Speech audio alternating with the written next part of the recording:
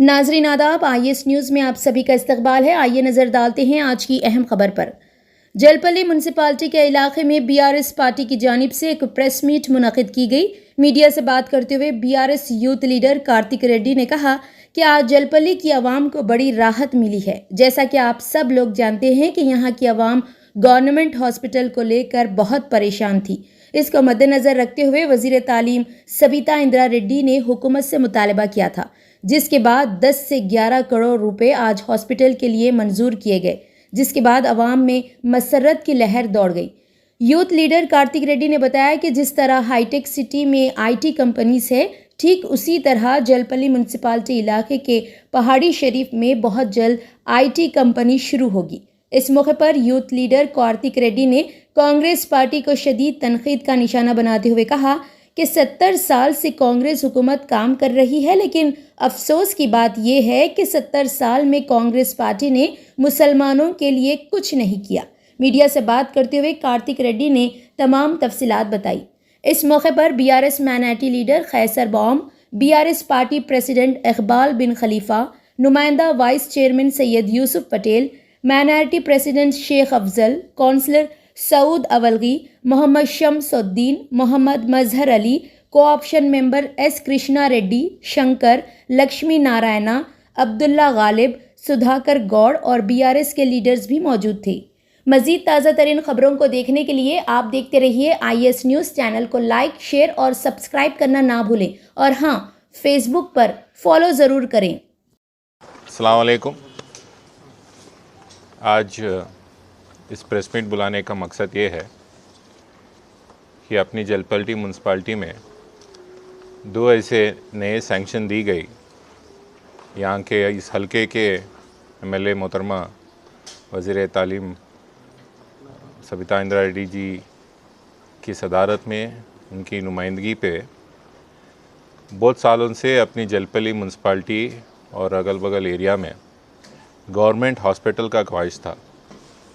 जगह ना रहने से या यहाँ पे सही तरह से नुमाइंदगी ना रहने से कभी किसी को ये आइडिया ना आए कि यहाँ पे एक गवर्नमेंट हॉस्पिटल भी चाहिए।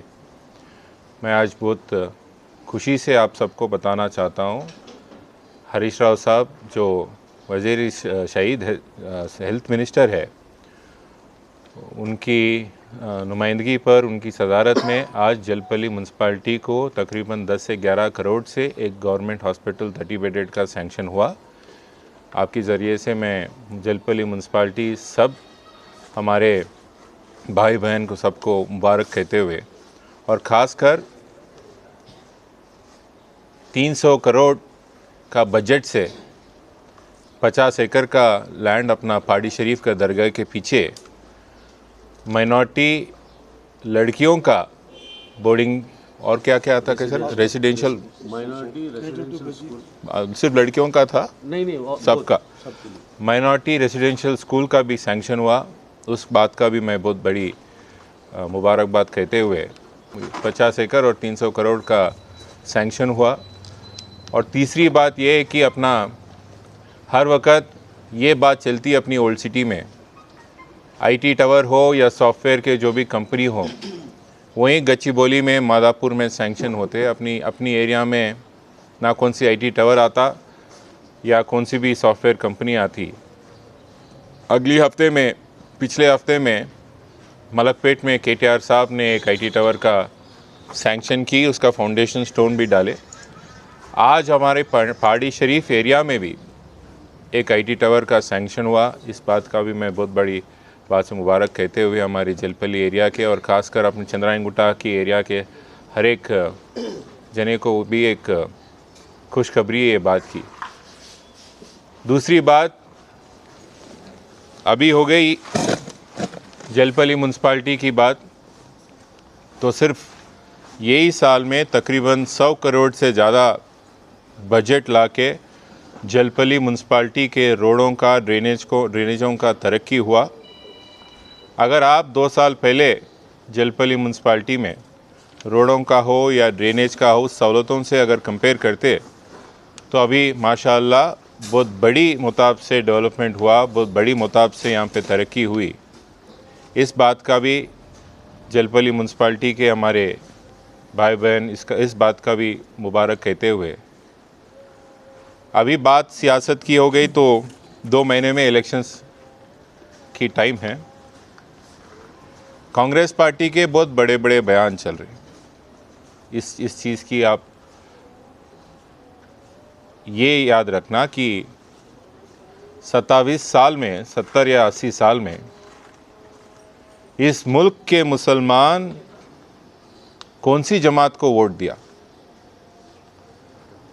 आज़ाद हिंदुस्तान में तकरीबन ये 70-80 साल में इस मुल्क का मुसलमान कौन सी भी चुनाव हो, हर इलेक्शन में, कौन सी भी हल्का हो, हर रियासत में कांग्रेस पार्टी को वोट देते हुए आई। सचार कमेटी की रिपोर्ट जो 15 साल पहले रिपोर्ट बाहर आई थी, इस देश में सबसे बैकवर्ड कम्युनिटी जो भी है, सचार कमेटी का रिपोर्ट के ज़रिए, तो इस देश का मुसलमान है। 70-80 साल से अगर मुसलमान एक जमात को वोट देते हुए आ रहा है, फिर भी मुसलमान का इस देश में हाल इस तरह है, तो उसकी जिम्मेदार कौन? मेरी पहली इस चीज़ की जवाब कांग्रेस पार्टी से पूछना चाहता हूँ। एक अब दूसरी चीज़, राहुल गांधी जी परसों अपनी एरिया को आए, 6 गारंटी दी। बीआरएस पार्टी, एमआईएम और बीजेपी को एक ही जगह बताने का कोशिश की, इसकी बात मैं बताता हूँ। राहुल गांधी जी से मैं पूछना चाहता हूँ, इस 70-80 साल में मुसलमान ने तुमको वोट दिया, तुम कुछ बोले नहीं, करे नहीं। इस 70-80 साल में जो तुम्हारी जमात और तुम्हारे ख़ानदानी लोग ही तो इस देश को चलाए थे, वज़ीर आज़म बने आपके ख़ानदान के, कुछ करे नहीं, कुछ बोले नहीं मुसलमानों को। आपके 6 गारंटियों में अगर उतना ही मोहब्बत है मुसलमानों पे, उतना ही मोहब्बत मुसलमानों की वोट पे आपका ख्वाहिश है, तो आपकी 6 गारंटियों में क्यों मुसलमान को एक भी गारंटी क्यों नहीं बताए? इस चीज़ की जवाब चाहिए हमको। आपका कोशिश हर जगह सियासती बात रहेंगे, अरे बीआरएस बीजेपी से मिली, अरे एमआईएम बीजेपी से मिल गई, वोट नहीं देना। ठीक है, उसका भी मैं समझाता हूँ कौन किससे मिला हुआ है। पर मैं पूछता हूँ, इस 9-10 साल में रियासती तेलंगाना में केसीआर साहब की सदारत में मुसलमान बच्चियों की तालीम किस तरह से बढ़ी, उसकी एक बात आप ज़रूर इसकी भी जवाब देना कि तेलंगाना की रियासत में मुसलमान गरीब बच्चियों की तालीम बढ़ी या नहीं। मुसलमान गरीब लड़कियों की शादी मुबारक के ज़रिए हज़ारों तादाद में या लाखों तादाद में कैसे मुसलमान लड़कियों का शादी, गरीब लड़कियों का शादी की गई रियासत तेलंगाना में, इसकी बात करिए। स्कॉलरशिप की बात करिए तो कैसे गरीब मुसलमान बच्चों को स्कॉलरशिप मिले तेलंगाना की रियासत में। और एक बात, ओल्ड सिटी कैसा रहता था आंध्र प्रदेश में, अभी ओल्ड सिटी का हाल देखिए। मुसलमान बस्तियों में सिर्फ वोट बैंक का एक बस्ती देखते थे कांग्रेस पार्टी। हम भी कांग्रेस पार्टी में काम करे, हम भी जब बजट पूछते थे मुसलमान एरिया में, उस एरिया को छोड़ के हर जगह पैसे लगते थे। आज ऐसा हाल नहीं है।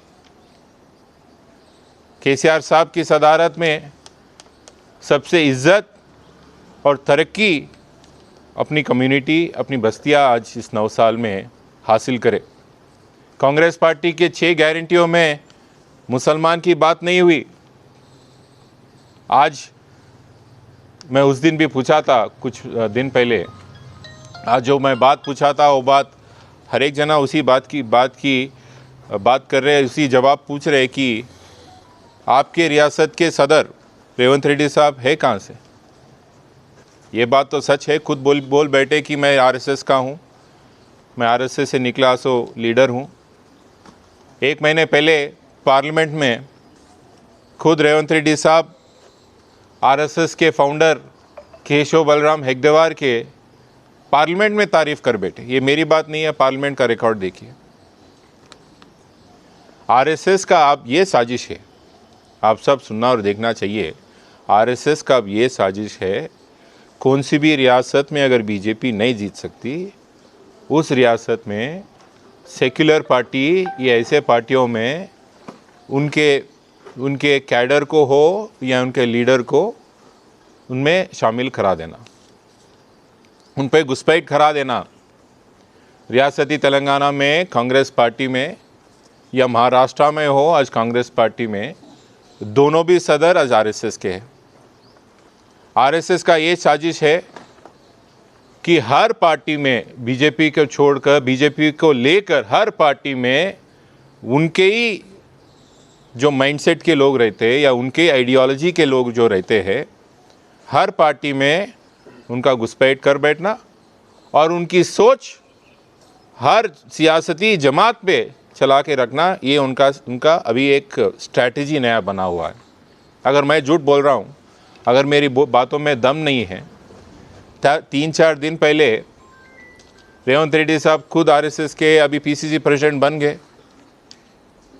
जो प्रचारक रहते आरएसएस के, उस प्रचारक करीमनगर के टाउन के कुछ रेड्डी साहब है, उस रेड्डी साहब जो खुद आरएसएस के प्रचारक है, जो खुद मोहन भगवत से ताल्लुक़ रखते हैं, खुद बोले भी बाहर भी, ऐसी एक शख्सियत को, ऐसे एक जनाब को आज कांग्रेस पार्टी में शामिल कर लिए। ये जो अपन मालूम बाहर पड़ रहा है, सिर्फ ऐसे थोड़े लोग, चंद लोगों का इन्फॉर्मेशन है।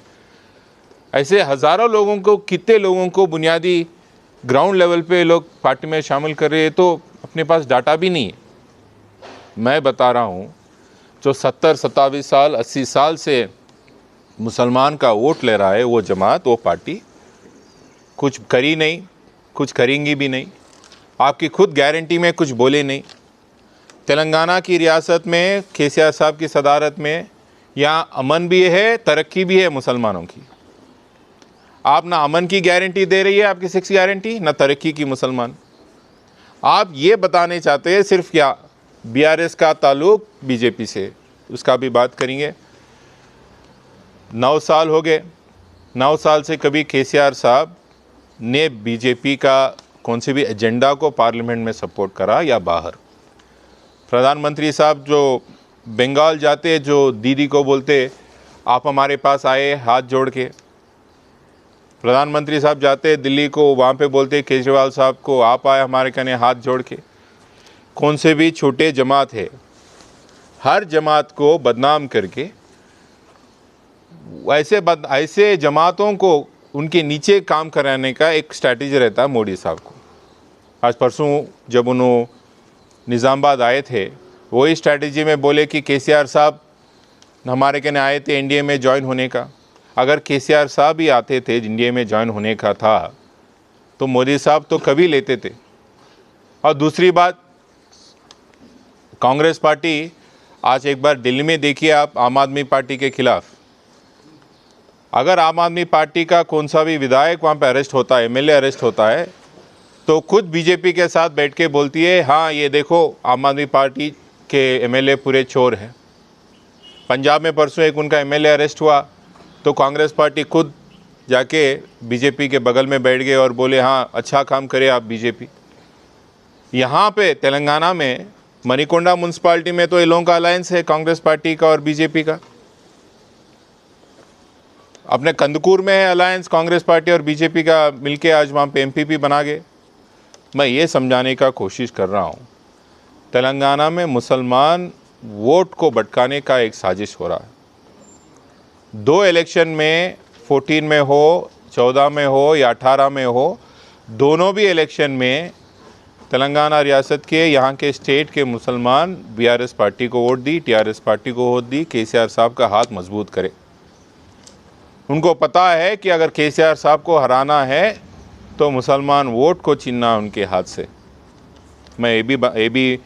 मैं कांग्रेस पार्टी को और ख़ासकर बीजेपी को ये बताना चाहता हूँ कि मुसलमान होशियार है, समझ सकता है कि इस स्टेट में, तेलंगाना में कौन तरक्की करेगा, कौन अमन बरकरार रखेगा, इस चीज़ पे बहुत क्लैरिटी है मुसलमान को।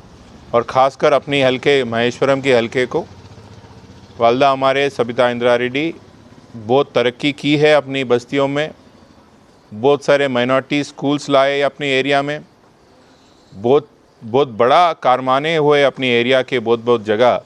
तो मैं भरोसा से कह सकता हूं कि अपनी हलके में हो या अपने ज़िले में ज़्यादातर सीट बीआरएस जीतेगी। और कांग्रेस पार्टी यहाँ पर महेश्वरम में हमारी लड़ाई है बीजेपी के साथ। या ये गलत फहमी में कोई मत रहिए कि कांग्रेस पार्टी से लड़ाई है, नहीं है कांग्रेस पार्टी से अपनी लड़ाई।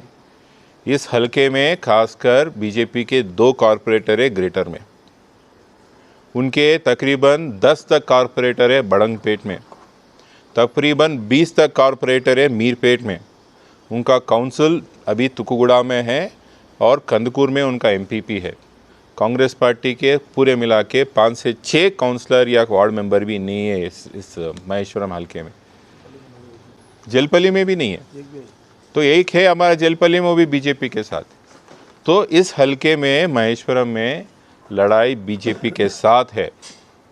तो इस हलके के मुसलमान हैं तो ये बात समझ लेना कि यहाँ पे कांग्रेस अपने साथ लड़ाई नहीं है, अपनी वोट ज़ाई नहीं करना। पूरे अपनी वोट भी आने वाले इलेक्शन में किस तरह 2 चुनाव में कार को देख के अब केसीआर को जिताए, इस बार भी केसीआर साहब को जिताना। Thank you.